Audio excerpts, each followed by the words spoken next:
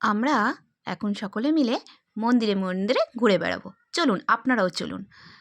কোন কোন মন্দিরে এসেছি দেখুন। এটা হলো সোদপুরের সুখচরের সাই বাবার মন্দিরে চলে এসেছি। ওখান থেকে মালা ও ফুল কিনে নিয়ে চলে এলাম সাই বাবার মন্দিরে পুজো দিতে।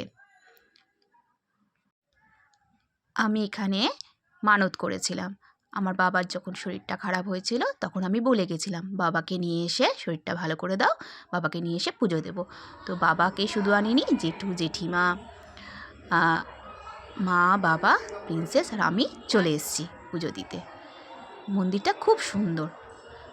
এটা হলো সোদপুরের সুখচরে। চলুন দেখুন। প্রিন্সেস পুজো দিচ্ছে।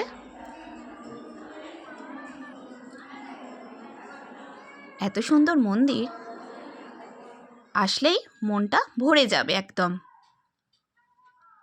প্রথমবার এসছি, আবার আসবো দেখতে। মন্দিরে পুজো দেওয়া হয়ে গেছে, এবার আমরা বেরিয়ে পড়লাম আর এক মন্দিরের উদ্দেশ্যে।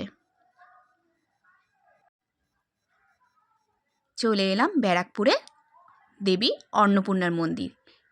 এটি রানী রাসমণির ছোট মেয়ে জগদম্বা দেবী তৈরি করেছিলেন একদম দক্ষিণেশ্বরের আদলে। এখানেও পুজো দেওয়ার ব্যবস্থা আছে। আমরা এখান থেকেও পুজোর সামগ্রী কিনে নিয়ে পুজো দিতে গেলাম। এখানেও প্রিন্সেসই পুজো দিচ্ছে। এই যে দেখুন, এখানে ওনার স্ট্যাচু করা আছে জগদম্বা দেবীর। মন্দিরে ফটো তোলা নিষিদ্ধ, সেই জন্য আমরা তুলতে পারলাম না, আর আপনাদেরও দেবী প্রতিমা দর্শন করাতে পারিনি। মন্দিরের ওপরে কত পায়রা ঘুরে বেড়াচ্ছে দেখুন। এই অপরূপ দৃশ্য দেখিয়ে আমরা এখন চলে এলাম গঙ্গার ঘাটের দিকে। এত কুয়াশা পড়েছে, মনে হচ্ছে পুরো ধোঁয়ায় ভর্তি হয়ে আছে। মন্দির থেকে বেরিয়ে এলাম, যেতে যেতে এখানে সাই বাবার প্রসেশন যাচ্ছে, আপনাদেরও দেখিয়ে দিলাম।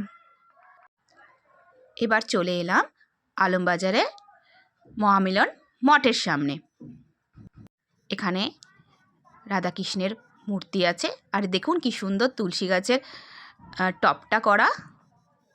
আর এই মহামিলন মঠের মধ্যেই ওঙ্কারনাথের মন্দির, বাবা ওঙ্কারনাথের মন্দির। ইনি হলেন ওঙ্কারনাথের স্ত্রী, আর ইনি হলেন বাবা ওঙ্কারনাথ। এখানে মা অন্নপূর্ণার মন্দির আছে। ভীষণ ভালো লাগছে ঘুরে ঘুরে দেখতে সব কিছু। আর এগুলো হলো, এই গাছগুলো হলো পুরো তুলসী গাছের ঝাঁক, মনে হচ্ছে ছোট্ট একটা নিধিবন। ওখান থেকে চলে গেলাম শ্যাম মন্দির। এখানে ফটো তোলা নিষিদ্ধ বলে আমরা ক্যামেরা করতে পারিনি। মন্দিরে মন্দিরে ঘুরে খুব খিদে পেয়ে গেছিল, সেই জন্য বিরিয়ানি কিনে নিয়ে চলে এলাম।